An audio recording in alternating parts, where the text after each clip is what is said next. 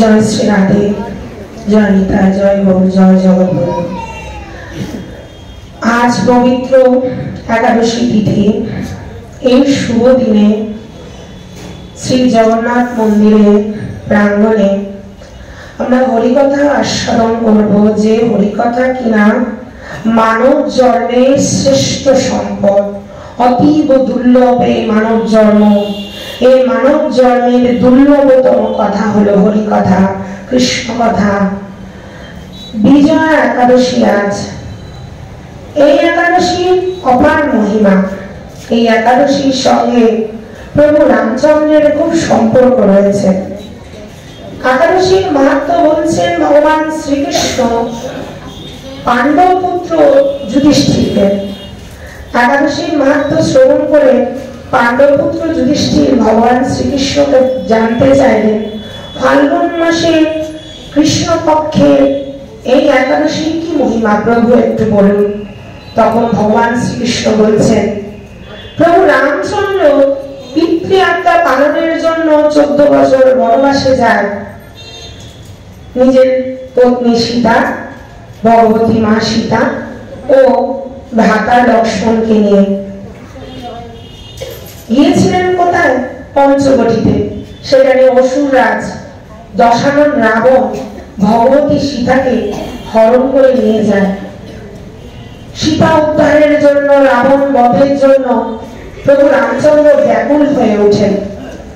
ঋষিদের, সাধু সন্তদের জিজ্ঞেস করেন কি করে সীতা উদ্ধার হবে, রাবণ বধ হবে।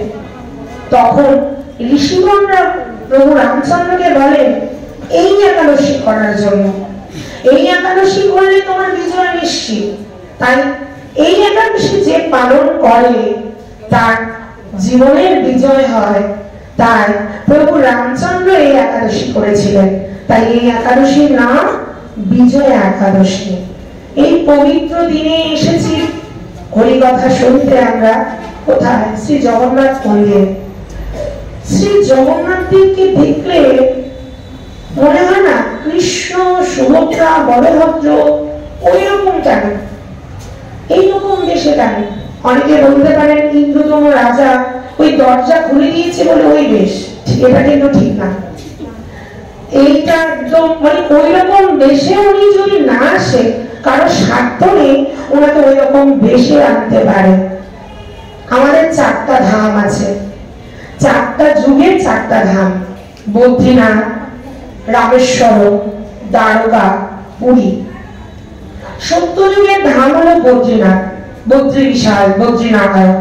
সেখানে নারায়ণ, নরনারায়ণ পুজো যারা তপস্যা করেছিলেন, বদ্রীনাথ সত্যযুগে। ত্রেতা যুগের ধাম হলো রামেশ্বরম, যেখানে রাম সেতু বন্ধন করে সীতাকে উদ্ধার করতে গিয়েছিলেন। তাই রামেশ্বরম হলো ত্রেতা যুগে। দ্বাপর যুগে কি? দ্বারকা।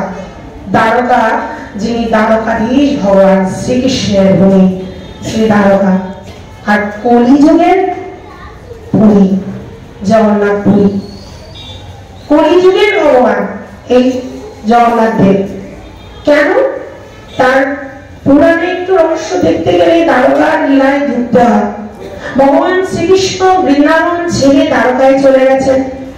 বৃন্দাবনে যেরকম সেবা হতো, গোপীরা সেবা করতেন, যশোদা মা মাখন সেবা করতেন, গোপীরা ফুলের বালিশ দিয়ে সেবা হতো, ফুল দিয়ে সেবা করতেন। ভগবান ওই সেবাগুলোকে খুব স্মরণ করে, খুব কি বলবো আমাদের ইংলিশে মিস করে, মানে খুব স্মরণ করে ভগবান। ভগবান ওই যখন ওই দ্বারকায় সবাই চেষ্টা করে ভগবানের সেবা করতে, মা দেবকী মাখন মিষ্টি নিয়ে ভগবানকে সেবা করায়। ভগবান সেবা করে বলে হয়েছে ভালো, তবে তবে কি? সবার কান কাড়া হয়ে যায়। তবে তবে আবার কি? তবে আমার মা যশোদার মতো না। ফুলের বালিশ সেবা হয়েছে, ফুল দিয়ে বিছানা হয়েছে, ফুলের সেবা হচ্ছে, তবে আমার গোপীদের মতো না। আমার গোপীরা যেমন করে আমাকে সেবা করতেন সেই রকম সেবা দ্বারকার 16,108 রমণী করতে পারছে না। তো ওদের জানার ইচ্ছা ভগবানকে গোপীরা কি করে ভালোবাসে, কেন করে ভালোবাসতো ভগবানকে, যার কারণে ভগবান এত মানে ওদের কথাই স্মরণ করে। আর ভগবান রাত্রে স্মরণ করলে রাধা নাম করে করে ক্রন্দন করে, কান্না করে। কেন? কে রাধা, কেমন গোপীদের প্রেম, আমরা একটু জানার ইচ্ছা, আমাদের একটু খুব জানতে ইচ্ছা করে।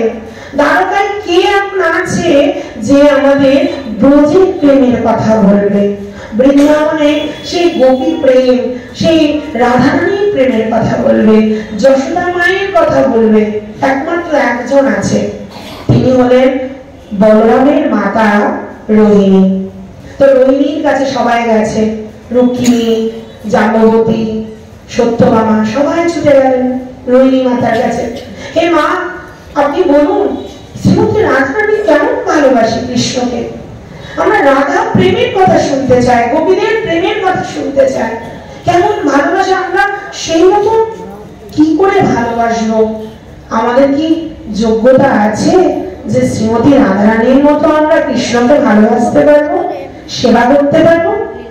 তখন রোহিণী মা বলছে, আমি এই কথা তোমাদের বলবো, তবে কৃষ্ণ সেখানে থাকতে পারবে না। কৃষ্ণ যদি উপস্থিত থাকে সেই কথা আমি তোমাদের বলতে পারবো না। ঠিক আছে, কৃষ্ণ যখন সুধর্মা সবাই চলে যাবে, তখন দুয়ারে দাঁড়ি করব আমরা সুভদ্রাকে। সেই সময় আপনি আমাদের ব্রজের গোপীদের কথা, যশোদা মায়ের কথা, শ্রীমতী রাধারানীর কথা বলবেন।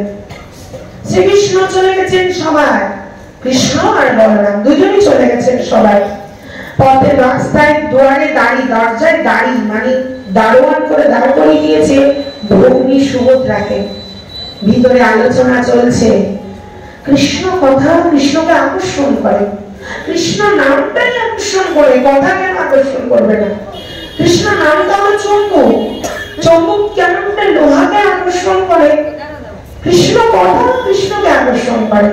কৃষ্ণ আজ থাকতে পারছে না, কৃষ্ণ নাম হচ্ছে মানে থাকতে পারছে না, কৃষ্ণ কথা হচ্ছে, আজ গোপীদের কথা হচ্ছে, কৃষ্ণের কথা হচ্ছে, কৃষ্ণ প্রেমের কথা হচ্ছে, সবাই থাকতে পারছে না। দাদা বলরামকে বলছে, দাদা আজ কেন আমার একদম ভালো লাগছে না, চলো না ভিতরে যাই, ভিতরে গিয়ে একটু দেখি, মনে হয় কোনো ভালো কোনো কথা হচ্ছে, চলো চলো। কৃষ্ণ বলরাম দুইজনে এসে দাঁড়িয়ে বলল সুভদ্রার দুই পাশে। রোহিণী মা কৃষ্ণ কথা বলছে, কৃষ্ণ কথা গোপীদের প্রেমের তা, শ্রীমতী রাধা প্রেমের তা শুনতে শুনতে ভগবান শ্রীকৃষ্ণ গলে গিয়ে জগন্নাথ হয়ে গেছে। জগন্নাথ দুই পাশে দাঁড়িয়েছে, দুই ভাই দুই পায়ে বলছে, এইটা প্রেমের বিগ্রহ। রাধা রানী প্রেমে ভগবান শ্রীকৃষ্ণ বলে গেছে, রাধা প্রেম বলে গেছে। আপনারা রথের উপর জগন্নাথকে যদি দেখতে দেখেন, অদ্ভুত অপূর্ব, জীবন মানে সার্থক মনে হবে, অপূর্ব সুন্দর সেই জগন্নাথ রথের উপরে, মানে বলে গিয়ে ভগবান এরকম হয়ে গেছে। আমরা বলি না, বাইরে রাধা গৌরের, বাইরে রাধা ভিতরে কৃষ্ণ, এইখানে বাইরে কৃষ্ণ ভিতরে রাধা, প্রেম, প্রেমী ভগবান বলে আছে, বলছে, শুধু কথা হচ্ছে, ঘামছে আর বলছে। পথ দিয়ে যাচ্ছিল নারদ মুনি, নারায়ণ নারায়ণ করতে করতে হঠাৎ করে দ্বারকায় কিছু একটা হচ্ছে, নারদকে আকর্ষণ করছে। নারদ নেমে আসলেন, দেখলেন এ কি দেখছি প্রভু, প্রভুর এই কি রূপ, বড় বড় চোখ, পা নেই, হাত ওইভাবে, সুভদ্রা মায়ের দুই হাতই নেই, বলরাম ওভাবে দাঁড়িয়ে আছে, এই কি রূপ দেখছি। আবার নারদ যখন আসলো, আবার স্বাভাবিক অবস্থায় ফিরে আসছে। প্রভু এই কি দেখলাম তোমার রূপ, এই রূপে আমি কলিতে পূজিত হব।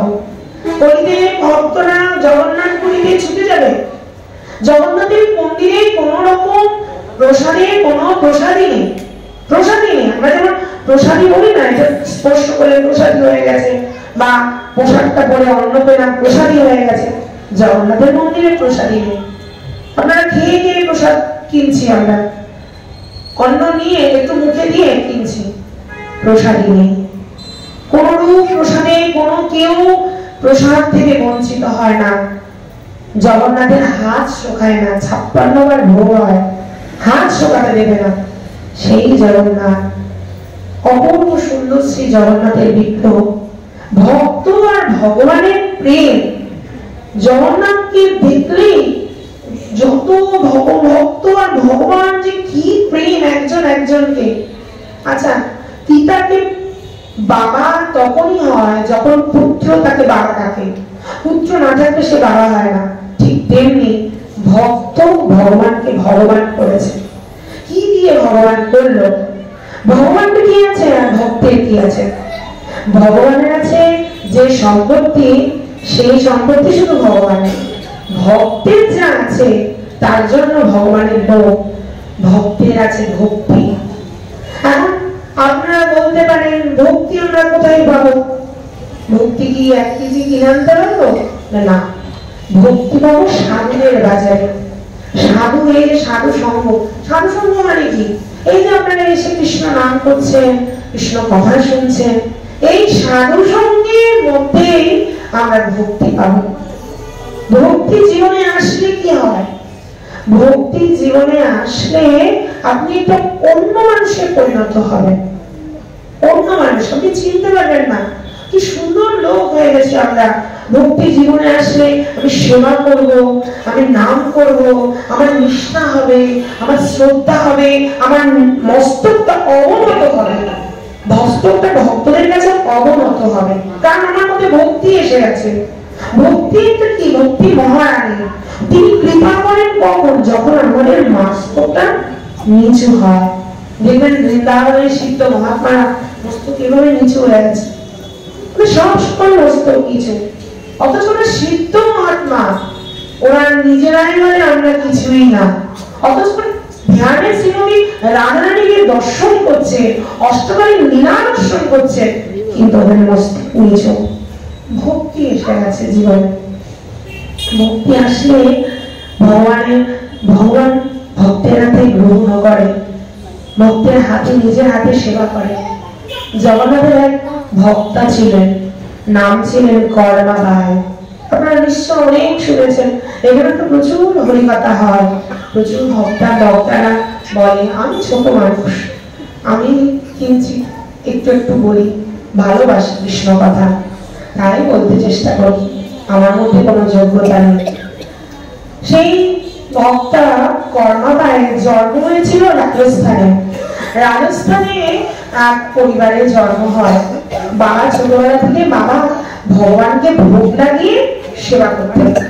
ভগবান শ্রীকৃষ্ণকে ভোগ না দিয়ে বাবা কিছু গ্রহণ করতেন না। ছোট্ট মেয়ে কর্মা সেই দেখে দেখে শিখে ফেলেছে। বাবা একবার তীর্থযাত্রা করতে যাচ্ছে, কর্মাবাইকে বলছে, কর্মা তুই না প্রতিদিন খিচুড়ি ভগবান শ্রীকৃষ্ণকে দিবি, দিয়ে তারপরে সেবা করবি। ঠিক আছে বাবা, তুমি যা বলছো। প্রতিদিন শ্রীকৃষ্ণকে, প্রতিদিন মানে প্রথম দিন কর্মা খিচুড়ি রান্না করছে, খিচুড়ি রান্না করে কৃষ্ণের সামনে দিয়েছে। আমরা মনে করি কৃষ্ণ তো দৃষ্টি দিয়ে খায়, আমাদের সামনে তো সাক্ষাতে খায় না। কর্মা ওটা বোঝে না। কর্মা বলছে ভগবান সাক্ষাতে খাবে, বলছে এই ভগবান তুমি খেয়ে নাও। ও তোমার খিচুড়িতে একটু ঘি কম হচ্ছে, তারা তোমার খিচুড়িতে আর একটু ঘি দিচ্ছি, না খেয়ে নাও তো। সব কাজ করছে কর্মা, ভগবান খাচ্ছে না। তুমি যদি না খাও আমিও খাবো না, তুমি একটু খাও না প্রভু। কিছুতেই কাজ খাচ্ছে না। আচ্ছা ঠিক আছে, তুমি বলো না কি করতে হবে, আমি তাই করবো, একটু মানে খিচুড়ি গ্রহণ করো ভগবান। কিছুতেই খাচ্ছে না। ঠিক আছে, তুমি না খেলে আমিও খাবো না। এই বলে কর্মা বসে আছে। সকাল গড়িয়ে সন্ধ্যা হয়ে গেছে, সন্ধ্যা হয়ে রাত হতে চলেছে। কর্মা রাত করে বসে আছে। হে প্রভু, তুমিও সেবা করছো না, আমিও করবো না, আমিও এইভাবে বসে থাকবো, একটু তো খিচুড়ি খাও। কিছুতেই খাচ্ছে না। হঠাৎ করে কর্মা যখন খাচ্ছে, ভগবান ভিতর থেকে প্রকট হয়ে কর্মাকে বলছে, হে কর্মা একটু দরজাটা কাপড়টা টেনে দাও, আমি তো আর সাক্ষাতে খাবো না, তুমি কাপড় টেনে দিলে আমি খাবো। কর্মা ভগবানের ভিতরে প্রতিদিন খিচুড়ি ওইভাবে খেতে লাগলো। ওইভাবে খিচুড়ি শেষ হয়ে যাচ্ছে, আর প্রসাদ তাকে একদম শেষ করে নিয়ে নিঃশেষ করে খেয়ে নিচ্ছে। এবার বাবা তীর্থ ভ্রমণ করে আসলো, এসে জিজ্ঞেস করলো, কি কর্মা ভগবানের ভোগ হচ্ছে, সেবা হচ্ছে? প্রতিদিন আমি ভগবানকে একেবারে খিচুড়ি ভোগ লাগাই, ভগবান খিচুড়ি সেবা করে। তোমার জীবন ধন্য মা গো, তোমার মতো মেয়েদের আমার জীবন ধন্য। বাবা দেহ রাখার পর কৃষ্ণের বিগ্রহটা নিয়ে কর্মবাই বিভিন্ন তীর্থ ভ্রমণ করতে করতে এসে পৌঁছালো জগন্নাথপুরীতে। জগন্নাথের মন্দিরের পাশে একটা কুটিয়ার মধ্যে কর্মবাই থাকে, প্রতিদিন খিচুড়ি রান্না করে। এখন আর পারে না শরীরে, এখনো সকালে স্নান করে না, ঘুম থেকে উঠে মাত্র খিচুড়ি রান্না বসিয়ে দেয়। কারণ মঙ্গলার সময় হয়ে গেলে ভগবান উঠে যাবে ঘুম থেকে, খিচুড়ি খেতে আসবে না। গরম গরম খিচুড়ি ভগবানকে দেয়, আর সাক্ষাৎ জগন্নাথ এসে সেই খিচুড়ি গ্রহণ করে। সাক্ষাৎ জগন্নাথ গ্রহণ করছে, স্নান করছে না। আপনারা আবার ভাববেন না ও ওই প্রেম আমাদের মতো লোকরা হবে, ওরকম পর্যায়ে আমি পৌঁছাইনি, আপনারা পৌঁছালে পৌঁছাতে পারেন। সেই কর্মা সকালবেলা উঠে খিচুড়ি রান্না করছে আর জগন্নাথকে দিচ্ছে, জগন্নাথ খেয়ে চলে যাচ্ছে। একদিন এক সাধু বাবা কর্মবাইয়ের ঘরে এসে দেখছে বাবা স্নান না করে বাসনপত্র না মেজে প্রথমে উঠে খিচুড়ি রান্না করে ফেলে। তোমার এটা ঠিক না, পুরো রান্নাঘর পরিষ্কার করে স্নান করে তারপর খিচুড়ি বানানো। কর্মবাই সাধুর কথা সরল, তো সরল হওয়ার ভক্তরা, ভক্ত সরল না হলে ভগবানকে পাবে না, মনটা সরল হতে হবে, সরলতায় ভগবানকে পাওয়া যায়। তাই কন্যা সরল, সে স্নান করে সব বাসনপত্র মেজে টেজে খিচুড়ি করতে করতে জগন্নাথ বসে, মা হয়েছে, মা হলো, আর কতক্ষণ, মা মঙ্গলের টাইম হয়ে যাচ্ছে, সময় হয়ে যাচ্ছে, মা হয়েছে। কর্মবাই তাড়াতাড়ি আনছি, যেই জগন্নাথ গরম গরম খিচুড়ি খেয়ে হাত না ধুয়ে চলে গেছে, মুখের মধ্যে খিচুড়ি লেগে আছে। পূজারী যখন মন্দির খুলেছে দেখছে জগন্নাথের মুখে খিচুড়ি, হায় হায় জগন্নাথের মুখে খিচুড়ি, আমি তো কোনোদিন, আমরা তো খিচুড়ি ভোগ হয়নি, জগন্নাথ কোথা থেকে খিচুড়ি খেয়ে আসলো। তারপর জগন্নাথ মুখ্য পূজারীকে স্বপ্ন দেখাচ্ছে, আমার মা আছে পাশের ঘরে উঠিয়ে থাকে, সকালবেলা উঠে স্নান করতে মানা করবে, স্নান করলে বড্ড দেরি হয়ে যায়, মায়ের হাতে খিচুড়ি যে আমি বড় ভালোবাসি। ওই পূজারী বাবা, ওই একটা সাধু বাবা গিয়েছিল, সাধু বাবাকে খুব করে বলবে আমার মায়ের জন্য নিয়ম না, মা আমার জন্য রান্না করবে, ওটাই মায়ের জীবন, মায়ের জন্য কোনো নিয়ম না, মায়ের জন্য কোনো নিয়ম না, মা আমার জন্য রান্না করবে। এই হলো জগন্নাথের ভক্ত ভগবান। ভক্ত ভক্ত হবে সরল, ভক্ত সরলতায় ভগবানকে পাওয়া যায়। বৃন্দাবনে সিঙ্গারপট বলে একটা জায়গা আছে, যেখানে সিঙ্গার করছিলেন রাধারানী, সিঙ্গার করেছিলেন শ্রীকৃষ্ণ। সেখানে মন্দিরে নিত্যানন্দ পরিবারের এক গোস্বামী থাকতেন। সেখানে একটা ছোট্ট ছেলে ছিল, ছেলের নাম ছিল ভদু। সে ছেলের কাজ হচ্ছে গরু চড়ানো। কোথায় কৃষ্ণ কথা শুনেছে, ভান্ডির বনে কৃষ্ণ গরু চড়াতে আসে, সেই শুনে ও কিন্তু প্রতিদিন গরু নিয়ে ভান্ডির বনে যায়। আজকে আসবে, কালকে আসবে কৃষ্ণ, পরশু আসবে, একদিন তো কৃষ্ণ আসবে, সকল প্রতিদিন গরু নিয়ে যায়, আর গরুগুলিকে চড়াতে দেয় আর দেখে কোনো দিকে কৃষ্ণ আছে কিনা। নাম হচ্ছে মধু। প্রতিদিন দেখে ছোট্ট বালক গরু চড়ায়, আর মন খারাপ, একদিন তো কৃষ্ণ আসবে। সত্যি সত্যি একদিন কৃষ্ণ বলরাম সকালে নিয়ে ভান্ডির বনে আসে, বধূকে দেখে, বধূ ওর সাথে বন্ধুত্ব করে ফেলে কৃষ্ণের সঙ্গে।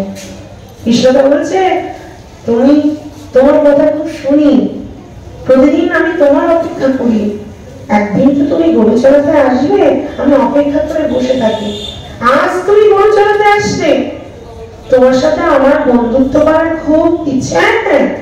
বন্ধুত্ব করবো তো, তোমার গরু আমার গরু, দুই গরু এখানে চলবে, আজ থেকে তুমি আমার সখা, তুমি আমাকে তুমি করে আর বলবে না, তুমি করে বলবে।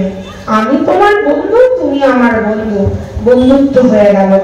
আজ থেকে আমি যা আনবো তা তুমি খাবে, তুমি যা আনবে তা আমি খাবো। এই বলে বধূ প্রতিদিন ওই গোসাইজি রান্না করে রাখে, সেখান থেকে খাবার নিয়ে চুরি করে নিয়ে চলে যায়।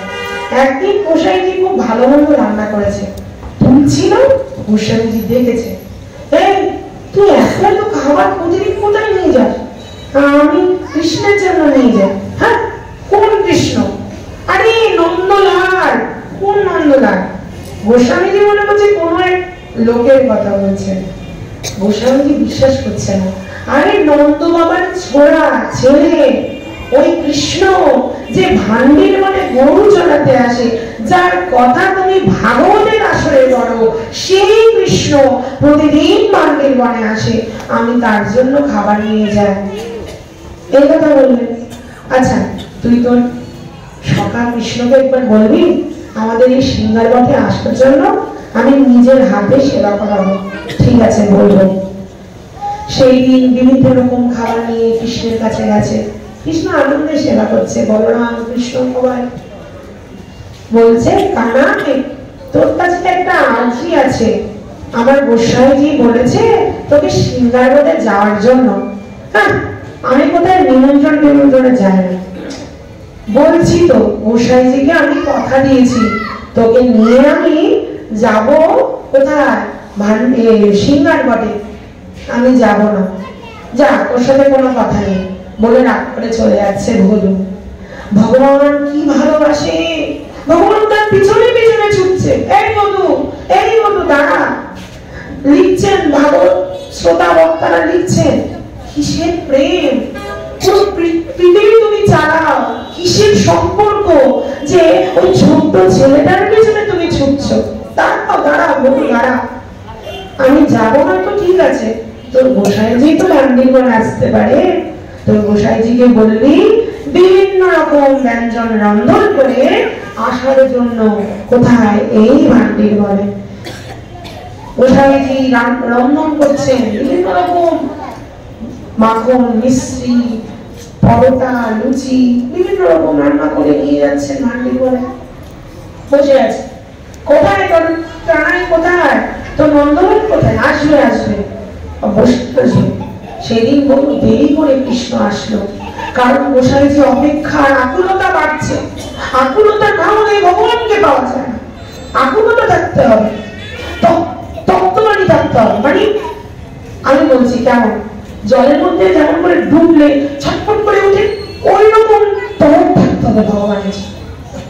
ভগবানকে পাওয়া সহজ, কিন্তু ভগবানের যেন আকুলতা আনা বড় কঠিন। আকুলতা থাকতে হবে। আকুলতার কারণে গোসাইজি দেখতে পাচ্ছেন ভগবান গরু গোষ্ঠ দিয়ে, গরুর বাছুর গোষ্ঠ নিয়ে আসছে কৃষ্ণ, আর গোসাইজি দেখে দুই চোখ বেশি যাচ্ছে। আর সেখানে তিনি বসে পড়লেন, ভাবছেন এই বধূ তোর জন্য আমি ভগবানকে দেখতে পেলাম রে। বধূর চরণে প্রণাম করছেন নিত্যানন্দ পরিবারের গোস্বামীজি। বধূর জন্য সরলতা। আমাদের জীবনে ভগবানকে পেতে হলে থাকতে হবে নিষ্ঠা, না থাকতে হবে সরলতা, থাকতে হবে আকুলতা। কতখানি আকুল হলাম ভগবানের জন্য, কতখানি আমি নিষ্ঠা আমার মধ্যে আছে। নিষ্ঠাটা কতখানি? নিষ্ঠা বলতে কি? তুলসীর পন্থী বলার নিষ্ঠা, তিলকের প্রতি নিষ্ঠা, সেবার প্রতি নিষ্ঠা, গ্রন্থের প্রতি নিষ্ঠা, পূজার প্রতি নিষ্ঠা, নামের প্রতি নিষ্ঠা। নিষ্ঠা কতখানি হলাম? প্রসাদের প্রতি নিষ্ঠা কতখানি হলাম? রসখানা মুসলিম ছিল, 200 খানা তুলসীর মালা করত বৃন্দাবনে। 200 খানা মালা নিয়ে দাঁড়িয়ে থাকতো। একবার আকবরের সবাই রসখানাজিকে ডেকেছে, সম্রাট আকবর বলছেন, আপনি এতগুলো মালা করেছেন কেন? হিন্দুরা কতগুলো বলেন, আপনি এত মালা করেছেন কেন? আমি তো জাতে মুসলিম, ভগবান আমায় দেখবে কিনা জানি না। হিন্দুরা তো জন্ম থেকে হিন্দু, আমি মুসলিমের জন্ম নিয়েছি। যদি এই 200টা মালা করলে ভগবান যদি আমায় দেখেন, তাই আমি 200টা মালা করছি। এই ছিল রসখানজির জীবনী। গোলাপ খান তিনি বৃন্দাবনে বর্ষনায় ওই ঢোল হয় না, বড় বড় ঢোল হয় না, এরকম বাজে, ওই ঢোল বাজাতে। তার মেয়ের নাম রেখেছিল রাধা, ঢোল বাজাতো, ছোট্ট রাধা নৃত্য করতো, নাম ছিল গুলাব খান, মুসলিম, বর্ষনায় ঢোল বাজাতো রাধারানীর মন্দিরে। আর নাচতো রাধারানী, ওর মেয়ে রাধা নাচতো। রাধার বিয়ে হয়ে গেছে, রাধা আর নাচে না, বড় বড় হয়ে গেছে, বিয়ে হয়ে গেছে, একা একা ঢোল বাজায় আর মেয়ের জন্য কাঁদে, রাধা রাধা বলে। রাধা বলে কাঁদছে, রাধা বলে কাঁদছে, রাধারানীর খবর হয়ে যাচ্ছে। রাধারানী বলছে আমার নাম ধরে কাঁদছে, তুই কি? রাধা মাগো তুই কোথায়? রাধা মাগো তুই কোথায়? এভাবে কাঁদছে।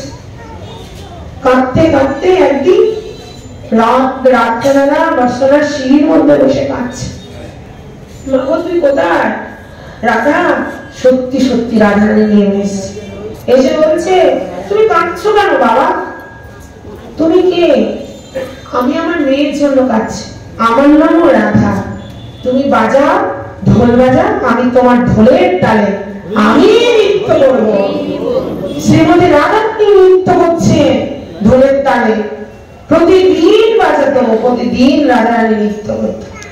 বাবা তুমি আর এখানে থেকো না, আমার সঙ্গে আমার ধামে চলো, তুমি আর এই সেবায় নয়, তুমি আজ থেকে গোলাপ খান নয়, তুমি আজ থেকে গোলাপ সখী হয়ে গেল। হাত ধরে রাধারানী নিয়ে গেলেন নিজ ধামে। যার মুসলিম কি হয়েছে? প্রেম ঠাকুর, প্রেম কতটুকু হলো? প্রেমে ভগবান পাওয়া যায়। মীরাবাই কি বলছে? বিনা প্রেম সে নাহি মিলে ব্রজের নন্দলাল। প্রেম না হলে ভগবানকে পাওয়া যাবে না। প্রসাদে নিষ্ঠা, প্রেমে নিষ্ঠা, নামে নিষ্ঠা থাকতে হবে। নাম করতে পারছি না বলে রত্নাকর দস্যু, রত্নাকর দস্যুর কথা তো খুব জানেন আপনারা। রত্নাকর কি নাম করতে পারছে না, মরা মরা বলছে, রাম বলতে পারছে না, রাম মুখ দিয়ে বেরোচ্ছে, নামের প্রতি নিষ্ঠা, নাম বেরোচ্ছে না মুখ দিয়ে, মরা বলছে। নারদ আর ব্রহ্মা দুজনে দুই ব্যবসায়ী সেজে আসেন। রত্নাকর তাদেরকে লুট করছিল। আচ্ছা রত্নাকর, তুমি যে পাপ করছো, তোমার পাপের বোঝা কি তোমার পরিবারের কেউ নেবে? হ্যাঁ নেবে, কারণ আমি পরিবারের জন্য পাপ করি। জিজ্ঞেস করে পরিবারের লোকরা তোমার পাপের বোঝা নেবে কিনা। রত্নাকর গেছে, বাবাকে জিজ্ঞেস করছে, বাবা তোমার পাপ, তুমি কি আমার পাপের বোঝা নেবে? কেন নেব? তোমাকে আমি মানুষ করলাম, তুমি আমাকে চালাবে, কিন্তু তুমি কি কাজ করছো, ওই বোঝা আমি কেন নেব? মাও নেবে না বলছে। স্বামী ওই পত্নীকে জিজ্ঞেস করছে, তুমি কি আমার পাপের বোঝা নেবে? না, পুণ্যের বোঝা নেব, পাপের বোঝা নেব। বৃথা, কি করলাম আমি? এদের জন্য মানুষ মারলাম, এদের জন্য আমি এত হত্যা করলাম। মরা মরা বলছে, বসে পড়েছে রত্নাকর সেইখানে, মরা মরা জপ করতে থাকো, মরা নাম জপ করতে থাকো, একদিন মরা নাম হবে। জপ করতে করতে করতে যুগ পার দিয়ে গেছে, গায়ের মধ্যে উইয়ের ঢিপি হয়ে গেছে। উইকে সংস্কৃত ভাষায় বাল্মিক বলা হয়, বাল্মিকের ঢিপি হয়ে গেছে, উইয়ের ঢিপি। সেইখান থেকে রাম নাম হচ্ছে। নারদ আর ব্রহ্মা সেই পথ দিয়ে যাচ্ছিল, শুনতে পেয়েছে এইখান থেকে কেমন নামের ধ্বনি হচ্ছে, চলো তো দেখি। ব্রহ্মা কমণ্ডলে জল দিয়ে যেই ছিটা মারলো, হয়ে গেল। এই তো সেই রত্নাকর। না, এর নাম আর রত্নাকর নয়, উয়ের ঢিপি হয়ে গেছিল, বাল্মিকের ঢিপি হয়ে গেছিল। আজ থেকে এনার নাম হলো বাল্মীকি, যিনি রামায়ণ লিখেছেন। নাম নাম করতে করতে কি না হয়। তুলসীদাসজি আঞ্চলিক মানুষ লিখছেন, 9 লক্ষ রাম নাম তিনি করেছেন, তাই আঞ্চলিক মানুষ লিখতে পেরেছেন। নাম করতে করতে ভগবানের ধামে পৌঁছে যাওয়া যায়। নামে কি না হয়, নাম আপনাদের একটা সার্কেলের মতো রক্ষা করবে। নামের জন্য কোনো শুদ্ধ বস্ত্রের দরকার হয় না, কোন রকম আচার নিষ্ঠার দরকার হয় না। নাম এই কলিযুগের একমাত্র আধার। প্রভু বন্ধু সুন্দর কি বলছেন? হরি নাম লহবায়, আর কোন গতি নাই। হরি নাম একমাত্র এই কলিযুগের আধার। নাম করতে হবে, নামেই রক্ষা পেয়ে যাচ্ছে। অজামিলকে নিতে এসেছিল জমদূত। জমদূত নিতে এসেছিল, জমদূতদের দেখে ভয় পেয়ে অজামিল নিজের পুত্র, ছোট পুত্র নারায়ণকে ডেকে উঠেছে। ভাগবতে বলছে অজামিল মৃত্যুর সময় নাম নেয়নি, মৃত্যুর দূতদের দেখে ভয়ে নারায়ণকে স্মরণ করেছে। তো নারায়ণ তো নিজের ছেলেকে ডেকেছে, ভগবানকে তো তাকে হেলাই করে হোক যেমন করে হোক নাম নিলেই ভগবত ধামে পৌঁছে যাবেই যাবে। এটাই একমাত্র গতি। নামের প্রচন্ড শক্তি। নাম আপনাকে কোন কিছু থেকে বিচ্যুত হতে দেবে না। নাম আপনাকে ভগবত পথেই রাখবে, নাম আপনাকে ভক্তির পথেই আনবে। তাই বিষ্ণুদূতদের চলে আসলো, নাম অজামিলের মুখে নারায়ণ নাম শুনে যুদ্ধ হচ্ছে। হ্যাঁ, তোমরা কেন এসছো? তোমরা কেন নিতে এসছো? অজামিল তো পাপী, অজামিল তো আমাদের সাথে নরকে যাবে, সারা জীবন পাপ করেছে না। ও তো নারায়ণ বলেছে, ও তো জেনে বলেনি, ও ছেলেকে ডেকেছে, তাতেও ও আমাদের সঙ্গে নারায়ণের ধামে যাবে। তাহলে নাম আমাদের একমাত্র আধার। ভগবত নাম, ভগবানের সেবা, এইসবের মাধ্যমে ভগবানকে পাওয়া যায়।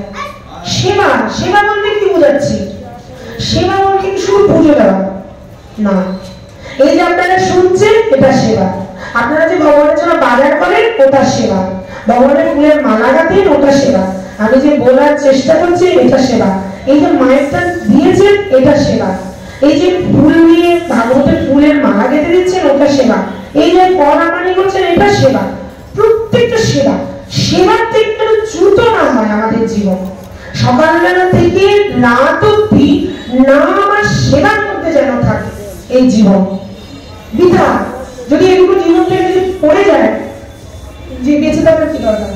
কলিযুগে বোঝা বলে একেবারে পৃথিবীতে বোঝা হয়ে আছে। আমি বোঝা, যদি এই দুটো থেকে আমি সরে গেলাম, সেবা থেকে যেন না সরি, সব সময় সেবা। মনে বসে আছি, মানসিক ভাবে সেবা, চিন্তনের সেবা, চিন্তার মধ্যে সেবা, মুখে সেবা, জিহ্বার সেবা, হাতে সেবা, ওই মন্দির দর্শন করছি সেবা। সেবা কোনোভাবে সেবা থেকে চ্যুত হতে হবে না। একটা পান বিক্রেতা জগন্নাথপুরীতে জগন্নাথের মন্দিরের সামনে পান বিক্রি করে। ভক্তদের পান নেই, মনে মনে ভাবে, আর যদি আমি কোনোদিন জগন্নাথ দেবকে পান সেবা করাতে পারি, মনে মনে ভাবছে কোনোদিন তো সুযোগ হবে না, আমার হাতের পান কি আর জগন্নাথ নেবে? মনে মনে ভাবে। বিক্রেতার নাম ছিল প্রভু দাস, পূজারীর নাম ছিল বলরাম দাস। বলরাম দাস প্রতিদিন রাত্রিবেলা সেবা করার পর জগন্নাথের মন্দিরের দরজা বন্ধ করে পায়চারি দিয়ে প্রভু জগন্নাথের নাম করে। একদিন বহু রাত হয়ে গেছে, রাতের প্রায় 1টা-2টো বাজে। হঠাৎ করে দেখতে পেল মন্দিরের দরজা খুলে দুটো তরুণ ছেলে বেরিয়ে আসছে। এবং এই ছেলেগুলোর মধ্যে থেকে বেরিয়ে আসছে, বেরিয়ে এসে রাস্তায় দিয়ে কোথায় চলে যাচ্ছে। প্রতিদিন এরকম হচ্ছে। একদিন ছেলেগুলো পিছনে পিছনে পূজারি যাচ্ছে, গিয়ে দেখলো সেই পান বিক্রেতার ঘরে ছেলে দুটো ঢুকছে। ঢুকে বলছে, ভাই বাবা আমাদের দুটো পান দাও। আর ছেলেগুলো এত সুন্দর, পয়সা আমার কথা মনে থাকে না, ওই পান বানিয়ে ছেলেগুলোর দিকে দিচ্ছে। আর ছেলেগুলো এমন সুন্দর, ওদেরকে দেখতে দেখতেই প্রভুদাস মুগ্ধ হয়ে যাচ্ছে। একদিন বলরাম দাস প্রভুদাসকে বলছে, তুমি যে প্রতিদিন পান দাও, পয়সা নাও? না, আমি পয়সা নিতে পারি না। এত সুন্দর মানুষ হয়, দেখতে দেখতেই চোখ ঘুরে জুড়িয়ে যায়, পয়সা নেওয়ার কথা মনে থাকে না। আজকে যদি আসে না, পয়সা নেবে। আচ্ছা ঠিক আছে। এবার ছেলে দুটো যথাক্রমে রাত্রেবেলা আসলো, এসে বলছে, পান দাও। পান যে চাইছো, পয়সা এনেছো? আমরা তো কোনো পয়সা আনিনি। পয়সা আনি না তো পয়সা চাই কি করে পান দেবো? প্রতিদিন তো পান সেবা করে চলে যাও, পয়সা তো দাও না। আচ্ছা ঠিক আছে, তুমি পান দাও, আমাদের এই শাল দুটো তুমি রাখো, এই শাল দুটো তোমাকে দিলাম, কালকে আমি পয়সা নিয়ে আসবো, বিনিময়ে এই শাল দুটো নিয়ে যাবো। শাল দুটো দিয়ে দিল প্রভুদাসকে। প্রভুদাস বলছে মা কি সুন্দর শাল, শাল থেকে অঙ্গবন্ধ বেরোচ্ছে, মানে ভগবানের তো বুঝতে পারছেন খুব সেন্ট বেরোচ্ছে, ভাজ করে রেখে দিয়েছে। এখন ওরা পান সেবা করে ছেলেগুলো চলে গেছে। পরের দিন সকালবেলা দরজা যখন খুলেছে, ও মা জগন্নাথের গায়ে উত্তরীয় নেই, শালটা নেই, কি ব্যাপার, শাল কোথায়, গায়ে শাল কোথায় গেল শাল? খুব জগন্নাথের মন্দিরের রাজাকে খবর দিল। রাজা সৈন্য সামন্ত খুঁজছে, চারিদিকে সারা পড়ে গেছে। খবরটা পৌঁছেছে ওই প্রভুদাসের কাছে।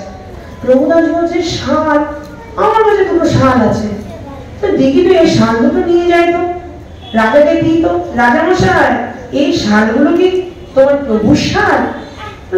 হ্যাঁ, এগুলি কোথায় পেলে? দুটো ছেলে আমার কাছে প্রতিদিন পান খেতে আসে, তারা আমাকে এই শালটা দিয়েছে।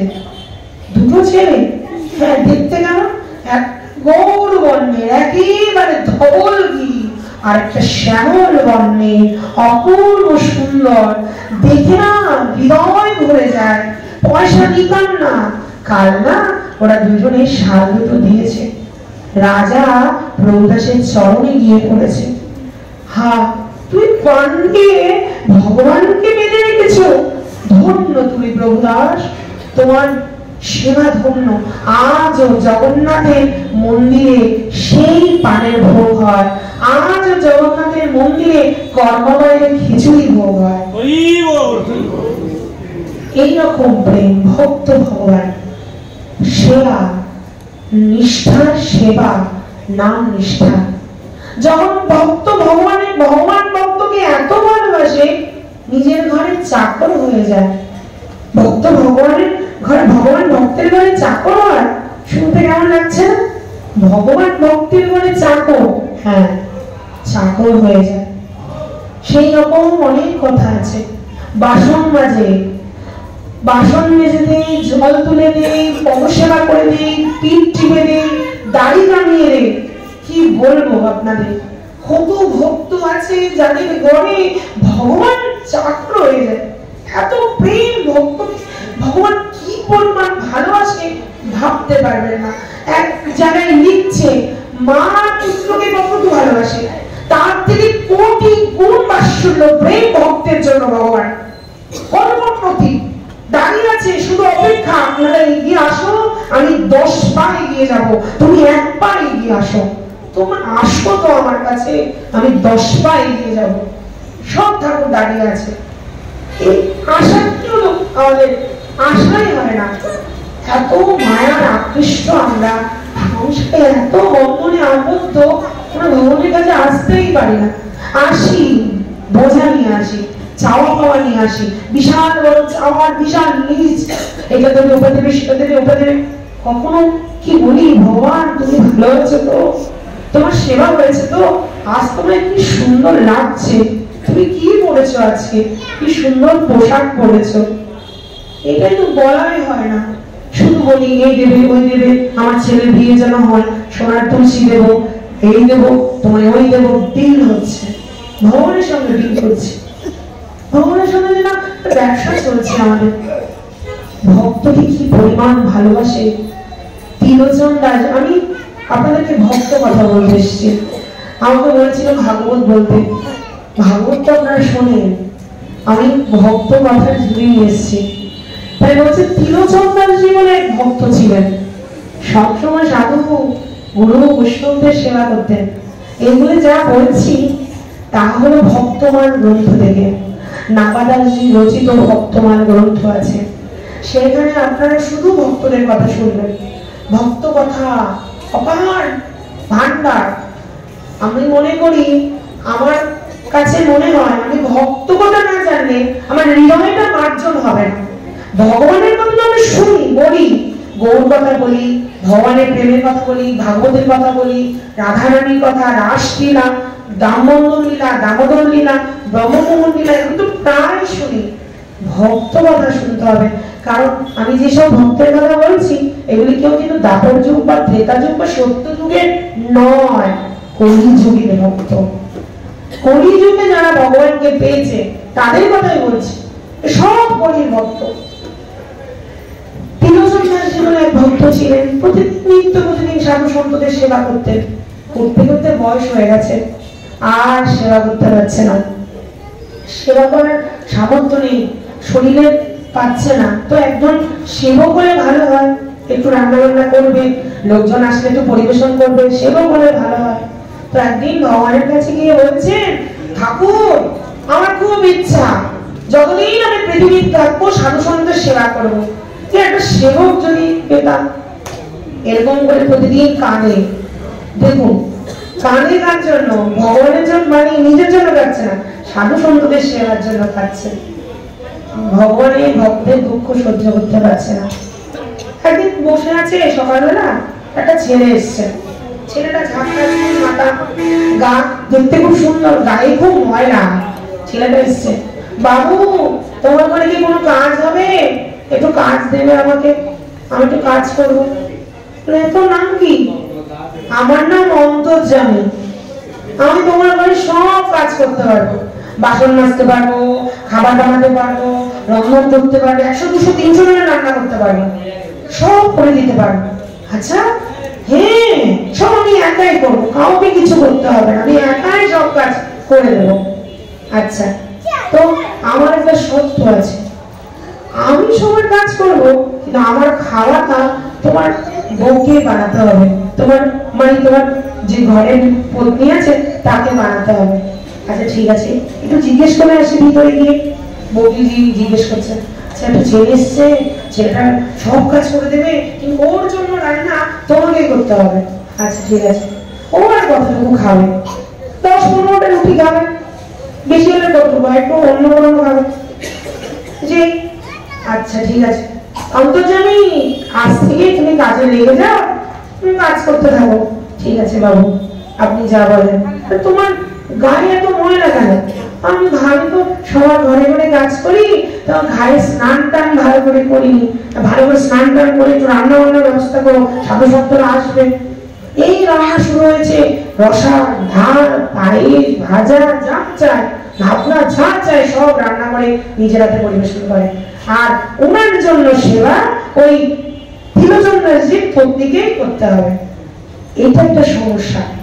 উনি কিন্তু, ছেলেটা কিন্তু একটুখানি খায় না, এক মন খায়, খেলে খায় 20-25টা রুটি, বেশি খায়। তো বলে তুমি এত রুটি খাও? হ্যাঁ, আমি এত রুটি খাই, এই কথাটা কাউকে বলতে পারবেন না। যদি বলেন আমি কিন্তু আর ঘরে থাকবো না। আমি বেশি খাই বলতে পারবেন না, আমি একটু বেশি খাই, বেশি পরিমাণে খাই, আমি একটু পেটু বেশি খাই, এটা কাউকে বলতে পারবেন না। ঠিক আছে, 20-25টা রুটি, 1 মণ চালের অন্ন এসব খায়, একটু বেশি খায়। যাই হোক, চলছে বেশ 3 মাস হয়ে গেছে। ত্রিলোচন দাসজি পদ সেবা করে দে, পিঠে সেবা করে দে, মাথায় তেল টেল লাগিয়ে দে। আর আমার পত্নীটা এরকম হয়ে যাচ্ছে, ওনার বউ, কারণ কি এত রুটি বানাতে হচ্ছে, এত সবজি বানাতে হয়, তাহলে উনি এরকম হয়ে যাচ্ছে। 3 মাস পর মহিলাদের তো স্বভাব প্রতিবেশীদের দিয়ে একটু চুগলি করা, মানে একটু কথা বলা। তো জিজ্ঞেস করছে, বাবা তোমার স্বামী তো খুব সুন্দর হয়ে গেছে, কি তেলতেলে শরীর হয়ে গেছে, মাথায় কি সেবা চলছে, অন্তর্যামী তো খুব সেবা করছে। হ্যাঁ, তুমি কেন এরকম রোগা হয়ে যাচ্ছে? না মানে আমাকে তো অন্তর্যামীর জন্য রান্না বান্না করতে হয়। ও কতটুকু খাবে? 5-6টা রুটি খায়। না গো, বলি এই ও একটু পেটুক ধরনের, 5-6টা রুটি না, 10-12টা রুটি খায়। যেই বলেছে সেদিন থেকে অন্তর্যামী আর পাওয়া যাচ্ছে। কোথায় যে চলে গেল অন্তর্যামী? ত্রিলোচন দাসজি পথে পথে ঘুরে বেড়ায়, মন্দিরে গিয়ে দেখে, এখানে ওখানে সব জায়গায় খুঁজে বেড়াচ্ছে, কোথাও পাচ্ছে। হে ঠাকুর, তুমি একটা সেবক দিয়েছিলে, কোথায় চলে গেছে? কোথায় গেল ঠাকুর? মহারাষ্ট্রের মন্দির, বিঠ্ঠলনাথ মন্দির, সেই মন্দিরের দ্বারে বসে থাকে। কোথায় গেল ঠাকুর? কত সেবা করতাম, কোথায় গেল? ভক্তের কান্না দেখে ভগবান প্রকট হলো, হয়ে বলছে, তোমার সেবা করতে আমি অন্তর্যামী হয়ে এসেছিলাম, তুমি কি চাও আমি তোমার সেবা করতে আবার আসি? না না ঠাকুর, না, তোমার সেবা করার জন্যই আমি এসেছিলাম, তুমি আমার সেবা করতে পারলে না, আমি তোমার সেবা করে গেলাম। তুমি আগে একটু বেশি হয় বলে তুমি আমার সেবা করতে পারো। আমরা ভগবানের সেবা করতে পারি না, ভগবান আমাদের সেবা করেই যাচ্ছে। আজকে রাত্রে অন্ন মানে আমরা যে যা পাবো সেটার ব্যবস্থা ভগবান করে দিয়েছে, পরের দিন কি সেবা করবো তার ব্যবস্থা করে দিয়েছে। জন্মের পর থেকে ভগবান তিল তিল করে সেবা করেই যাচ্ছে, করেই যাচ্ছে। আমরা ভগবানকে কি করতে পারি? ভগবান কিছুই করতে পারি না। মায়ের দুধের দুগ্ধ দিয়ে আমাদের যে সেবা করেই যাচ্ছে, একদম মৃত্যুর আগ পর্যন্ত ভগবান দিয়ে চলেছে, কিছুই করতে পারে না ভগবান, কিছু সামর্থ্য নেই করার, সামর্থ্য নেই। সেই রকম একটা প্রেম আমাদের ভগবানের সঙ্গে, প্রেম সম্পর্কটাও করতে পারে। সম্পর্ক হতে হলে একটা সম্বন্ধ হতে হবে, ভগবানকে সম্বন্ধ করতে হবে। এক গুরুদেবের কাছে এক শিষ্য গেছে, বলছে বাবা আমি না ভক্তি আমার জীবনে আসলে বুঝবো কি করে? তো গুরুদেব বলছে তোমার ঘরে কজন সদস্য? আমার ঘরে 4 জন, আমি, আমার বউ, আমার বাবা মা। তোমার ঘরে ঠাকুর আছে? হ্যাঁ গোপাল আছে। তো ও সদস্য না? ও সদস্য? চিন্তা করছে ও সদস্য না। তুমি বাজার করতে তোমার মা বাবা তোমার পত্নীর জন্য ব্যাগ ভর্তি করে বাজার করো, গোপালকে খাওয়াও না? ও চিন্তা করছে ভগবানকে সারা কিনা। ভগবান আমার ঘরের সদস্য, আমার শীত করালে ভগবানের শীত করাবে, আমি পেট ভরে গেলে আমার ভগবানটা পেট ভরতে হবে। এই থেকে আমাদের ভক্তি শুরু, প্রেম টান থাকতে হবে। আমি 2 বেলা খাবো 3 বেলা খাবো, আমি একটু খিদে পেলে খাচ্ছি, আমার ভগবানের তো খিদে পায়। ভগবান তো ভগবান না, ওটা তো আমার বন্ধু, ওটা আমার পরম বন্ধু, আমার পরম প্রিয়জন, ওর খিদে পায়। ওই থেকে ভক্তি শুরু হবে। ভক্তি বড় দুর্লভ। ভক্তি আমরা ভক্ত সেজে গেলে ভক্ত হবে। আমার এক পরিচিত সাধু মহাত্মা ছিলেন, আমরা আশ্রমে মামা বলে ডাকতাম। উনি একটা কাগজে লিখেছিল সাজা ভালো, সাজাটা যেন সাজা না হয়। যেমন রাবণ সাধু সেজে সীতাকে তুলে নিয়ে এসেছে, সেজেছে বলে 2 রকম ক্ষতি হয়েছে। একদম প্রাণটা দিয়েছে, আবার রামকে পেয়েছে। 2 রকম সাজা। সাজ ভালো, কিন্তু সাজতে গিয়ে সত্যিকার সাজতে হতে হবে। সত্যিকার সাজতে গিয়ে সীতাকেই ধরল, ভক্তিকেই ধরেছে, গিয়ে আমাদের ভক্তিকেই ধরতে হবে। ভক্তিকে ধরলে রাম আসবে। রাম এসে গেছে, সীতা নিয়ে এসেছে বলে রামকে পেয়ে গেছে রাবণের পুরো বংশ ধ্বংস হয়ে গেল। কি করলো? রামকে পেয়েছে সব। প্রভু রামকে দেখতে দেখতে মরে গেল। অসুর হয়েছে তো কি হয়েছে? রামকে দেখতে দেখতে প্রাণ গেল। কুম্ভকর্ণ রামকে দেখতে দেখতে প্রাণ গেল। মেঘনাথ রাম লক্ষ্মণকে দেখতে দেখতে প্রাণ গেল। রামকে দেখতে দেখতে কি অসুর হয়েও তারা রামকে পেয়েছে। তাই বলছে ভক্তিকে ধরে টানতে হবে। সেজে বসে থাকলে হবে না, লোক দেখানো সাজ হলে হবে না, সেজে হৃদয়ে ভক্তিকে বসাতে হবে, তবেই ভগবানকে পাওয়া যাবে। ভগবানকে পাওয়া কঠিন নয়, কিন্তু সাধনের পথটা কঠিন, যাওয়াটা কঠিন। ওই যে বিশ্বপিতামহ স্তুতিতে ভগবানকে বলছেন ভাগবতে, আমার এই মতিটা তোমার সঙ্গে যুক্ত করতে হবে। আমার এই মতিটা না অনেক জায়গায় মর্গেজ হয়ে আছে, অনেক জায়গায় আমি দত্তক দিয়ে দিয়েছি, বন্ধক দিয়ে দিয়েছি। যেমন একটা ঘরটা আমি বন্ধক দিয়ে দিলাম, আবার আপনার কাছে বিক্রি করলাম, তাহলে কি করে হবে? এটা অলরেডি ওটা বন্ধক দেওয়া আছে, আপনার কাছে বিক্রি করলে হবে না। তাই মনটা ভগবানের চরণেই দিতে হবে। কিন্তু আমার মনটা আমার মা বাবা স্বামী পত্নী ছেলে মেয়ে সবাইকে দিলাম, আর ভগবানকে কি দেবো? ভগবানকে দেওয়ার মতো মন নেই। মনটা ভগবানের চরণে রেখে বাকি সবাইকে দিতে হবে, রাখতে হবে ওইখানে। যেমন একটা লোক ডুবে যাচ্ছে, তাকে দড়িটা বাঁধতে হবে এক জায়গায়, দড়িটা ধরে উঠতে হবে। তা আমরা সংসারে ডুবে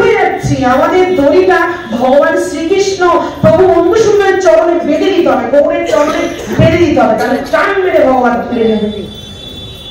বাঁধতে হবে ভগবানের চরণে। ডুবছিল সংসারে, সংসার তো অথার সাগর। প্রহ্লাদ কি বলেন জানেন? ভক্ত প্রহ্লাদ বলছে সংসার অসার, সংসারটা শুধু আমরা ডুবতেই আসি। ভক্ত প্রহ্লাদকে নৃসিংহদেব বলছেন তুমি কিছু বর চাও। উনি কি চাইলেন জানেন? আমরা বলে এটা ওটা সেটা চাইতাম। প্রহ্লাদ চাইছে প্রভু আমি কি চাইবো বুঝতে পারছি না, আমি চাই আমি যেন ভক্ত সঙ্গ, ভক্তের পিছনে সঙ্গ করতে পারি, ভক্ত সঙ্গ করতে পারি, যারা তোমার পথে যাচ্ছে তাদের পথ ধরে আমি যেতে পারি। তাহলে ওই ধরনের কৃপা আমাদের হতে হবে, ওই ধরনের পথ অনুকরণ করে আমাদের যেতে হবে। আর আরাধ্য দেব প্রভু বন্ধু সুন্দর, প্রভু বন্ধু সুন্দরের এক ভক্ত ছিলেন ক্ষুদিরাম সাহা। প্রভুকে দেখতে গিয়েছিলেন বাদল বিশ্বাস, আপনাদের যে এখানে হরিপুরে বাদল বিশ্বাসের বাড়ি গিয়েছিলেন। প্রভু ওখানে কীর্তন হচ্ছে, প্রভুকে দেখতে গেছেন। দেখতে গিয়ে ঘরে দেখছেন চারিদিকে এত আলো আলোকিত, প্রভু বন্ধু সুন্দর বসে আছে। মনে হচ্ছে আরতি, মনের আরতি নিয়ে গেছে প্রভুকে দেখবেন। প্রভু আর ওখানে নেই, প্রভুর জায়গায় তিনি রাধা গোবিন্দকে দেখছেন। দেখতে দেখতে অজ্ঞান হয়ে পড়ে গেছেন। প্রভু আবার ঠেলে দেখে তুলছেন, যাও রান্নার ব্যবস্থা করো। আরতি, আমাদের আরতিতে আমরা ভগবানকে পাবো। এই যে আরতি নিয়ে গেছে না, প্রভুর জায়গায় রাধা গোবিন্দ দর্শন করছে, দিব্য আলোকে আলোকিত হয়ে গেছে ঘর। সেই রকম আরতি থাকতে হবে। হ্যাঁ, একজন কেমন জানেন আরতিটা আমাদের সংসারের মধ্যে আমরা আছি, কিন্তু সংসারের মধ্যে থেকে ভগবানকে ডাকতে হবে। যেমন করে বিভীষণ ভগবানকে ডাকছে কিভাবে জানেন? এই জিহ্বাটা আমার দাঁতের মাঝে আছে, এতগুলো দাঁত, জিহ্বাটা এখানে খেলা করছে। ও কিন্তু চাপ খাচ্ছে না, না চাপ কোনো জায়গায় গেলে চাপ পাচ্ছে না, চারিদিকে শত্রু, ও ঘুরে বেড়াচ্ছে জিহ্বা।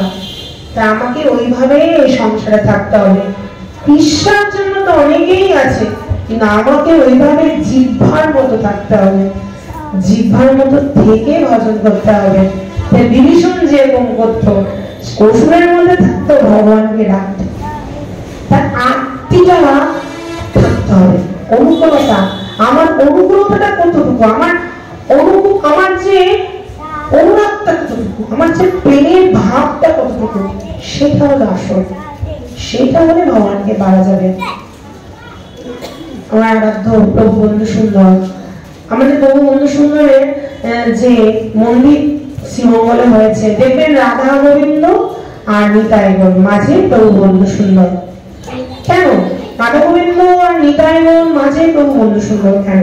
অনেকের প্রশ্ন হতে পারে, অনেকের প্রশ্ন আছে এটা কেন। রাধা গোবিন্দ ব্রজলীলা, রাধা গোবিন্দের মিলিততনু গৌর হরি। গৌর হরি গৌর এসেছে রাধারানী বাঞ্ছা, রাধারানী যে কিভাবে কৃষ্ণকে ভালোবাসে সেই বাঞ্ছা পূর্তির ইচ্ছায় ভগবান শ্রীকৃষ্ণ রাধা কান্তি নিয়ে তিনি গৌর হয়ে আসবেন। এবার নিত্যানন্দ প্রভুকে বলরাম সত্যি বলছি, নিত্যানন্দ বড়গুরু নিত্যানন্দ এই অবতারে গৌরাঙ্গ জানে সেই জানিতে পারে। নিতাইয়ের তত্ত্ব বড় গুরু, শুধু বলরাম বললে নয়, নিত্যানন্দের মধ্যে চন্দ্রাবলী আছে, নিত্যানন্দের মধ্যে হরিনাম আছে, হরিনাম দাতা নিত্যানন্দ, দয়াল নিতাই চাঁদ। তাই নিতাই গৌর, নিত্যানন্দ প্রভুর ইচ্ছে হচ্ছে গৌরীকে আস্বাদন করবে। নিতাই যখন ইচ্ছে হলো গৌরকে আস্বাদন করবে, নিতাই গৌর মিলিত তনু হলে প্রভু বন্ধু সুন্দর। গৌর মধ্যে রাধা গোবিন্দ নিতাই গৌর চার শক্তি মিলে আমার প্রভু বন্ধু সুন্দর। প্রভু বন্ধু সুন্দর বলছেন হরে কৃষ্ণ মোর রসনার ধর। হরে কৃষ্ণ আপনার রসনার ধর, এটা কেমন করে বুঝবো? পাবনায়, আমাদের এই বাংলাদেশের পাবনার চাকি মহাশয় বলে এক ভক্তের বাড়িতে প্রভু বন্ধু সুন্দর স্মরণ করে আছেন। প্রভুর সঙ্গে আছেন চম্পলি ঠাকুর, পরম ভক্ত হরিবলা ঠাকুর, শ্রী চম্পলি ঠাকুর। চাকি মহাশয়ের বাড়িতে স্মরণ করে আছেন প্রভু। রাত হয়ে গেছে প্রচুর, মানে রাতের বেলায় চম্পলি ঠাকুর ঘুমাতেই পারছে না, অত ছোট একটা জায়গায় প্রভু একেবারে স্মরণ করে আছে। প্রভু গন্ধ রূপ মাধুরী, তার মধ্যে একটা মোমবাতি জ্বলছে, মোমবাতি যদি কখন লিখে গেছে চম্পলি ঠাকুর জানি না। তিনি বসে আছেন, হঠাৎ করে প্রভুর মধ্যে থেকে হরে কৃষ্ণ নামের ধ্বনি হচ্ছে। হরে কৃষ্ণ কৃষ্ণ কৃষ্ণ হরে হরে, হরে রাম রাম রাম হরে হরে। অপূর্ব ধ্বনি হচ্ছে। তিনজনের গলায় হরে কৃষ্ণ নামের ধ্বনি হচ্ছে। প্রথম দুইজন বলছেন হরে কৃষ্ণ কৃষ্ণ কৃষ্ণ হরে হরে। আরেকজনের ধ্বনি হচ্ছে হরে রাম রাম রাম হরে হরে। তিনজনের গলা শোনা যাচ্ছে প্রভুর অঙ্গ থেকে। চম্পলি ঠাকুর একেবারে নামে বিভোর হয়ে যাচ্ছে। প্রভু বন্ধুসুন্দর হয়ে ঘরে স্মরণ করে আছে। সকাল হয়ে গেছে, প্রভুর কাছে গেছেন, গিয়ে জিজ্ঞেস করছেন, ও প্রভু, কাল না আপনার এখান থেকে তিনজনের গলা শুনতে পাচ্ছি না, তিনজনের হরে কৃষ্ণ নাম হচ্ছে তিনজনের মুখে। প্রভু শুনলেন, একেবারে ভাবে একেবারে পুরো অঙ্গ কাটা কাটা দিয়ে উঠেছিল। কেমন জানেন, ওই কদম ফুল রেখেছে, কদম ফুলের গায়ে যেমন কাটা কাটা থাকে, প্রভুর লোমকূপটা ওরকম হয়ে গেছে। ছোট্ট একটা কাগজের মধ্যে লিখছেন, কি লিখছেন জানেন না চম্পলি ঠাকুর। লিখে যখন রাখলো, হাওয়ায় কাগজটা উড়ে গেছে। প্রভু চলে গেছে, কাগজটা তুলে নিয়ে চম্পলি ঠাকুর দেখছেন তিনজনের লেখা। ওখানে লিখা শচী দুলার রত্নাবতী, পদ্মাবতী দুলার রত্নাবতী দুলার। তিনজনের নাম। শচী দুলারকে গৌরহরি, পদ্মাবতী দুলারকে নিত্যানন্দ প্রভু, এবার রত্নাবতী দুলারকে এটা তো চম্পলি ঠাকুর জানে না। তখন আমার প্রভুর পার্শ্ব জয়নিতাই দেব এসছেন। উনি কাগজটা নিয়ে জয়নিতা দেবীর কাছে গেলেন, গিয়ে বলছেন, প্রভু এইটা লিখেছে, বলুন তো এই রত্নাবতী দুলালকে চিনলে না? গদাধর, নিতাই গৌর গদাধর। তিনজন নাম করছিলেন প্রভুর মধ্যে থেকে, হরে কৃষ্ণ কৃষ্ণ কৃষ্ণ হরে হরে, হরে রাম রাম রাম হরে হরে। প্রভুর মধ্যে থেকে নামের ধ্বনি হচ্ছে। প্রভু বন্ধু সুন্দরের লেখা কৃষ্ণ গোবিন্দ গোপাল শ্যাম রাধা মাধব রাধিকা রাম। এই লাইনটার মধ্যে কিন্তু পাঁচটা রস আছে। পাঁচটা রস কি কি? দাস্য, শান্ত, সখ্য, বাৎসল্য, মধু। কৃষ্ণ গোবিন্দ গোপাল শ্যাম। কৃষ্ণ শান্ত রস, কৃষ্ণ গোবিন্দ দাস্য রস, কৃষ্ণ গোবিন্দ গোপাল বাৎসল্য রস, গোপাল শ্যাম সখ্য রস, রাধা মাধব মধুর রস, রাধা মাধব রাধিকা নাম। প্রভু যে এটা লিখছেন পাঁচটা রসের খেলা এই দুটো লাইনের মধ্যে তুলে ধরলেন। অপূর্ব সুন্দর।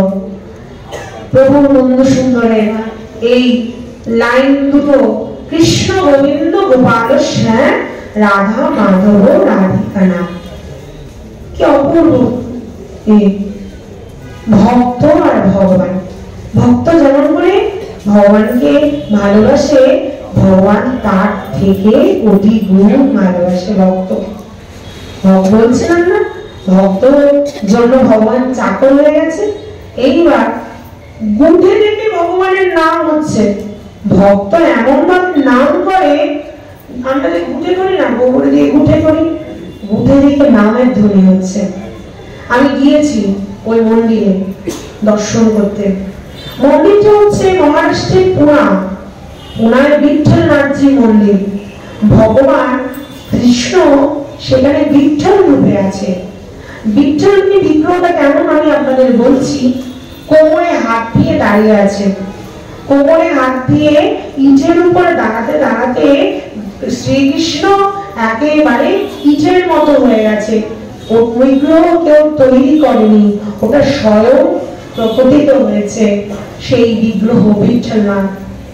সেই বিঠ্ঠলনাথ ভক্তি মন্দিরে এক ভক্তা ছিলেন জনাবাই, নাম ছিল জনা।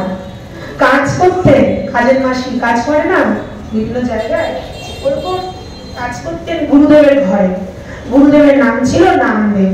নামদেবের ঘরে তিনি কাজ করতেন, নিত্য প্রতিদিন কৃষ্ণ নাম করতেন।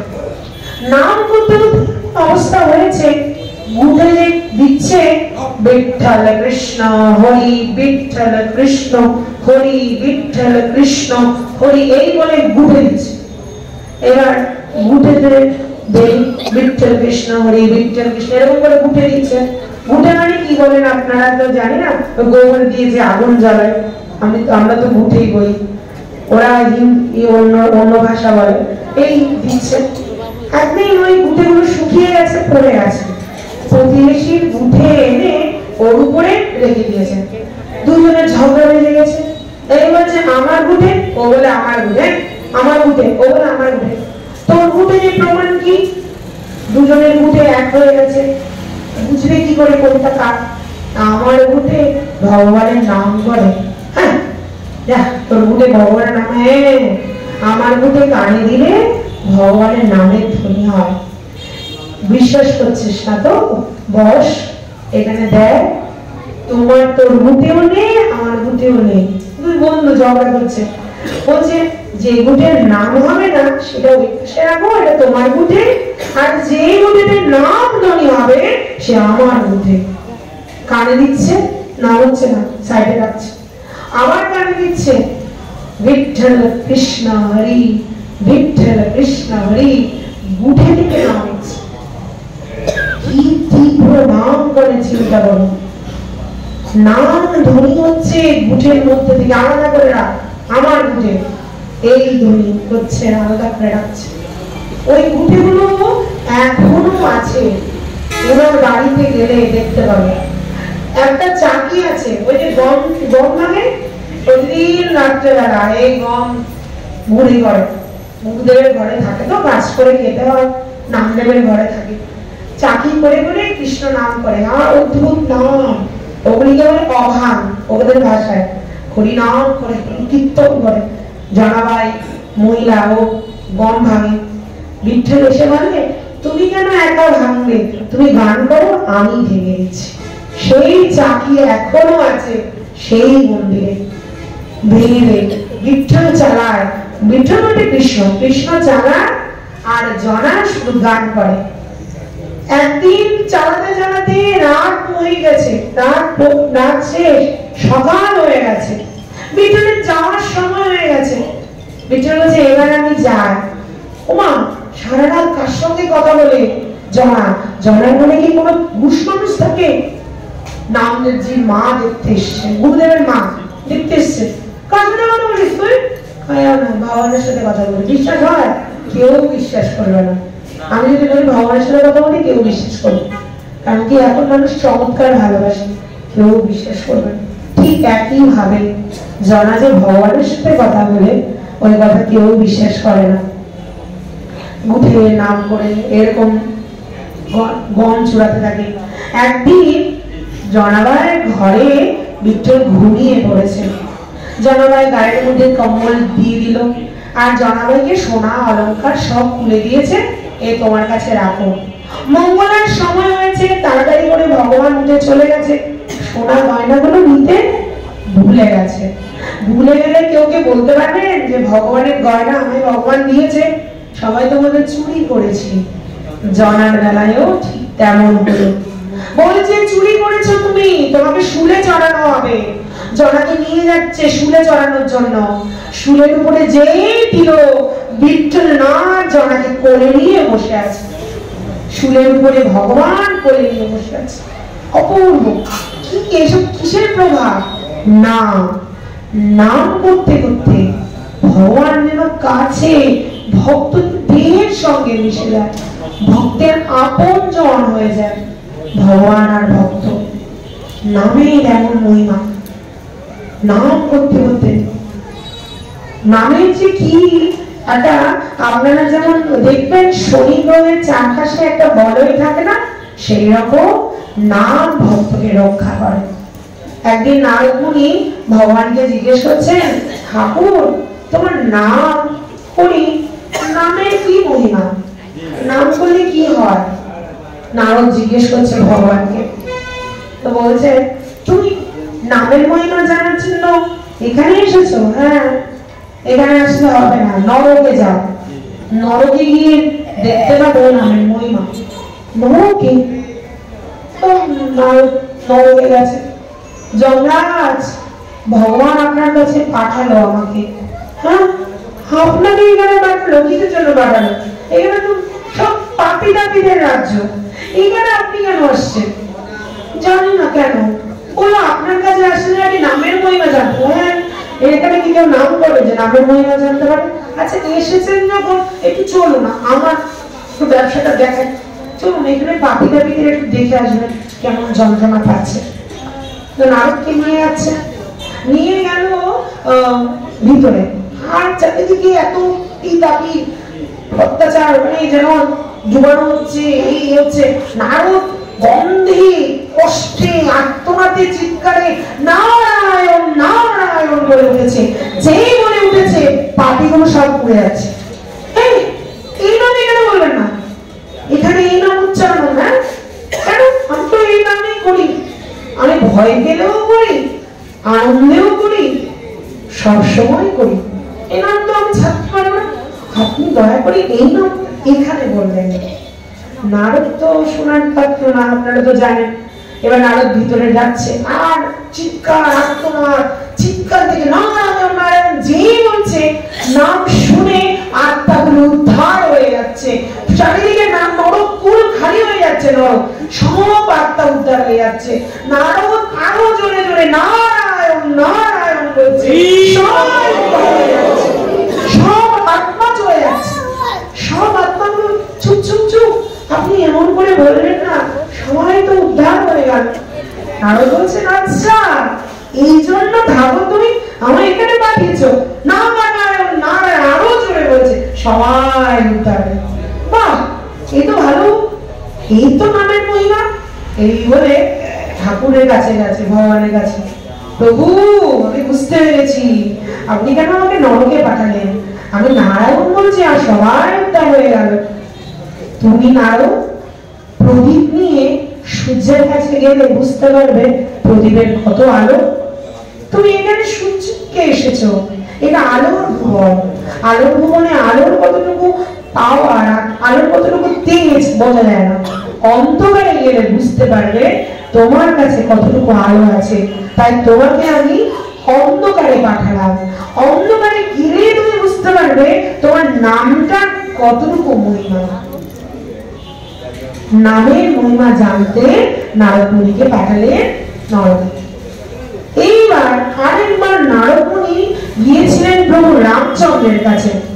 রামচন্দ্রের কাছে দুখানা দেখছেন, গিয়ে দেখছেন পথে হনুমান বসে আছে, হনুমান নাম করছেন। ওখানে একটা খাতা রাখা আছে, খাতার মধ্যে বেশ কিছু ভক্তদের নাম আছে। নারদ মুনি দেখছেন এখানে কোথাও হনুমানের নাম লেখা নেই, সবার আগে নারদের নাম লেখা। হনুমান তোমার নাম এখানে কোথাও লিখছি না, তুমি মনে হয় কোথাও ভক্তের মধ্যে পড়ো না। হনুমানজির কোনো ভুরুক্ষেপ নেই, নাম করছে, রাম নাম করছে। এই বলে হনুমানজি কাছ থেকে দর্শন করে প্রভু রামচন্দ্রের কাছে গেলেন। দেখলেন রামচন্দ্রের মাথার কাছে আবার একটা খাতা লেখা আছে, সেখানে দেখছেন নারদের নামই নেই, সবার আগে হনুমানের নামে। এটা রহস্য বুঝতে পারেনি প্রভু। বাইরে একটা নথি দেখলাম, সেখানে দেখলাম হনুমানের নাম নেই, এখানে দেখলাম আমার নাম নেই, হনুমানের নাম আছে, বুঝলাম না ব্যাপারটা কি। বাইরে যে নথিটা দেখেছো তারা আমার নাম স্মরণ করে, এখানে যে নথিটা দেখছো তাদেরকে আমি স্মরণ করি। হনুমান সবার আগে যাতে আমি স্মরণ করি। হনুমান ওই পর্যায়ে ভক্ত যাদেরকে ভগবান স্মরণ করে, কারণ নিজ সুখ চিন্তন করে না। আমরা কোনো একটা কিছু হলে আমাদের নিজের চিন্তা করি আগে, কিভাবে নিজের চিন্তা করে বেরিয়ে যাবো, আমরা বিপদে পড়ে বেরিয়ে যাই। নিজ সুখের জন্য ভগবানকে ডাকছি, নিজ সুখ, আত্মসুখের জন্য যে গড়ে ভগবানের সেবা করে, সে সেবা কি সেবা? সেবা হতে হবে অহেতুকী সেবা। তোমায় ভালোবাসি কেন জানি না, তোমায় ভালো লাগে তাই ভালোবাসি। ভালো লাগে তোমাকে তাই ভালোবাসি। আমি আমার জন্য তোমাকে ভালোবাসি না, তোমাকে আমার ভালো লাগে, তোমাকে ভালোবাসি, আমি শান্তি পাচ্ছি তার জন্য না, আনন্দ পাচ্ছি তার জন্য না, আমার দুঃখ হবে না তার জন্য না। আমার দুঃখ হবে, দুঃখ হবে, কিন্তু আমি তারপরেও জানি তো আমার কাছে নেই,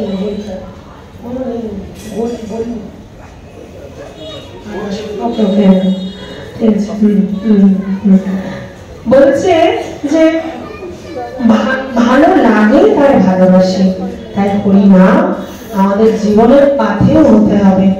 ওই একটা নৌকা, ভাবতে হবে আমরা একটা নৌকায় উঠবো, নৌকাটা ওঠার জন্য একটা পুঁজির দরকার।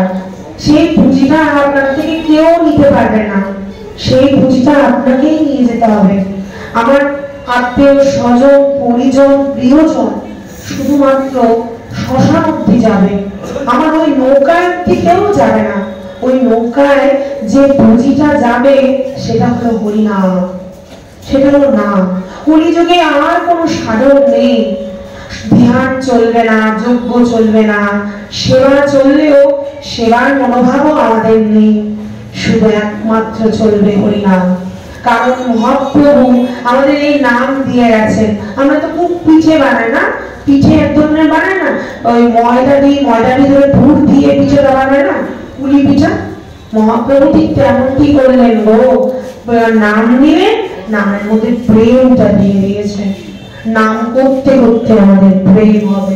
আমার তো প্রেম হচ্ছে না, প্রশ্ন দেবেন আমার প্রেম করতে হচ্ছে, আমি তো চোখে জল আসে না, আমার তো প্রেম হচ্ছে না, প্রেম হচ্ছে না, কি করে বুঝবো আমার প্রেম হয়েছে? হো না হোক, এই জন্মে না হোক, এই যে পুঁজি এটা জমা হবে। যেমন করে আমাদের প্রভিডেন্ট ফান্ড, আমাদের যে পেনশন জমা হয় না, ওই রকম নামের পুঁজি জমা হবে। এই জন্মে না, পরে জন্মেও আমার এই পুঁজি আমার সাথে যাবে, কেউ যাবে না, কোনো কিছু যাবে না, হরিনাম সঙ্গে যাবে, নাম যাবে সঙ্গে। তারপর বন্ধু সুন্দর বলছেন, হরিনাম লহভার আর কোনো গতি নাই, হেরো প্রণয় এরো প্রাণ। হরিনাম করতে হবে, প্রণয় এসে গেছে, মৃত্যু যেন আমার পিছনেই দাঁড়িয়ে আছে। অনেকে বলে না বয়স হলে ভগবানের নাম করবো, খুব অবাক লাগে। বয়স হবে তো? সেটা হলো প্রশ্ন। বয়স হওয়ার সময় নেই, সবাই এগিয়ে যেতে হবে।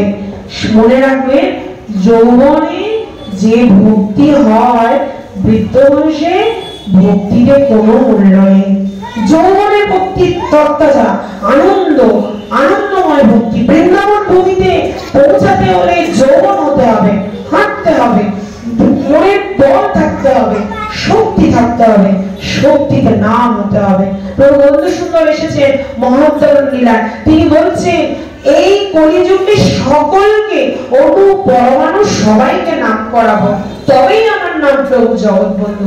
তিনি বলছেন অনু পরমাণু নামে তৈরি হবে। এই কলিযুগে সকলকে নামে তরঙ্গে ভাসাতে হবে।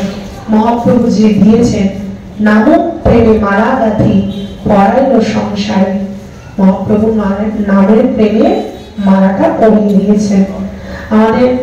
আমি যা একটু বলতে পারি, আমার অনেক ভুল ত্রুটি আছে, ভুল ত্রুটিগুলো সব আমার।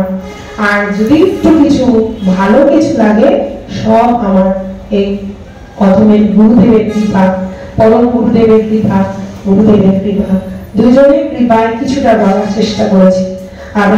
আমার ভুল ত্রুটি যদি হয়, এটা আমার, আপনারা কৃপা করবেন আমি যেন এইভাবে কৃষ্ণ কথা বলে যেতে পারি, গুরু কৃপা নিয়ে যেন চলতে পারি। আজ এখানে